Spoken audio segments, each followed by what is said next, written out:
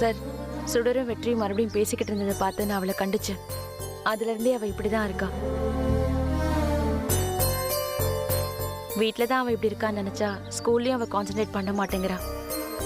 நல்லா படிக்கிற ஸ்டூடெண்ட்.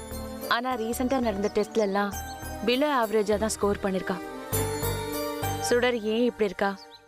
கொஞ்சம் ஃபோக்கஸ் பண்ணுங்க, நேர்ல வந்து பாருங்கன்னு இதுல எழுதியிருக்காங்க. எனக்கு என்ன செய்யறதுன்னே புரியல சார். ஓ, சுடரோட சோகத்துக்கும் மௌனத்துக்கும் பின்னாடி இருக்கிற ரீசன் என்னன்னு இப்போதான் எனக்கு புரியுது. அண்டு இப்போ இதை நீங்கள் அசால்ட்டாக விட வேண்டாம். எனக்கு தெரிஞ்சு சுடர் சைக்கலாஜிக்கலாக ரொம்ப அஃபெக்ட் ஆயிருக்கான்னு தான் அவளோட முகமே சொல்லுது.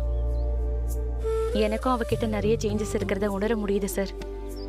நான் என்ன பண்றதுன்னு ஒண்ணுமே புரிய மாட்டேங்குது. தப்புன்னு தெரிஞ்சும் அது பின்னாடி போனே என்னால எப்படி சார் விட முடியும்? உங்களோட சிச்சுவேஷன்